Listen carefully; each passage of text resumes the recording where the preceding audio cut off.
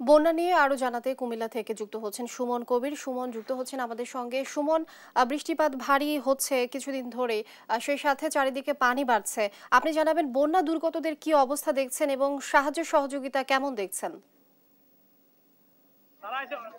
জি Linyi, আপনি যেটা বলছিলেন আমরা আসলে আপনাকে একটু জানিয়ে রাখি, কুমিল্লার যে গোমতী নদী, সেই গোমতী নদী আমি দেখেছি সকাল থেকে, আমি কাজ করেছি কুমিল্লার প্রতিটি পয়েন্টে। আমি একটু জানিয়ে রাখি আসলে কুমিল্লা গোমতী নদী 93 সেন্টিমিটার আসলে বিভীষণ করছে। তবে একটা বিষয় জানি, কুমিল্লার যে আবহাওয়াবিদ এবং যে আপনার ওয়াটার অফ দ্য কর্মকর্তা তারা আমাকে জানিয়েছেন কুমিল্লা আসলে আমরা দেখছি প্রতিটি পয়েন্টে আসলে এ পর্যন্ত 20-25টি জায়গা আসলে ফাটল দেখা দিয়েছে। যদিও স্থানীয় জনগণ তাদের তাদের মতো তারা ঝাঁপিয়ে এবং তারা কাজ করছে আমরা দেখতে পাচ্ছি। যদিও জেলা প্রশাসন এবং সেনাবাহিনী পুলিশের যে জন্য সহযোগিতা করা দরকার ছিল, এখন মধ্যে সেই জন্য সহযোগিতা আমরা পাইনি। আমরা একটু জানি কি কুমিল্লার প্রতিটি পয়েন্টে পয়েন্টে আপনার স্থানীয় লোকজন তাদের মতো করে কাজ করছেন। তারা বলছেন যে এই সময় যে অন্তর্বর্তীকালীন সরকার যে সেনাবাহিনী এবং জেলা প্রশাসন যে ধরনের সহযোগিতা পাওয়ার কথা ছিল আসলে সেই ধরনের সহযোগিতা আমরা পাইনি। এবং তারা এও বলছেন যে এখন আমাদের কি উপায়, এবার নদীর দুই পারে আসলে 2 লক্ষ থেকে 2.5 লক্ষ লোকের আসলে বসবাস।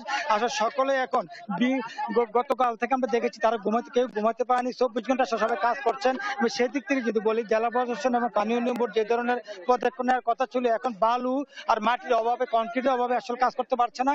আপনি দেখছেন যে দিক থেকে বাঁশ দিয়ে সকলের এলাকাবাসী আসলে কাজ করছে, এবং সেই দিক থেকে যদি বলি আপনার বালু আর মাটির সংকটের কারণে আসলে বাঁধের এই অবস্থা। আরেকটা বিষয় জানিয়ে রাখি, কুমিল্লার এই পয়েন্টে আসলে যেহেতু কুমিল্লা শহর গোমতী নদীর শহর কাছেই, এই কারণে যদি ভেঙে যায় দিক দিয়ে তাহলে শহর ডুবে যাবে। সবচেয়ে বড় বিষয় হচ্ছে কুমিল্লা থেকে যে কামারখাড়া যে এলাকাটা রয়েছে, সেই কামারখাড়া এলাকাটা অনেক আসলে জামালা রয়েছে। সেই কামারখাড়ার এলাকা থেকে আমরা দেখেছি 20,000 লোক সরিয়ে নেওয়া হয়েছে ইতিমধ্যে।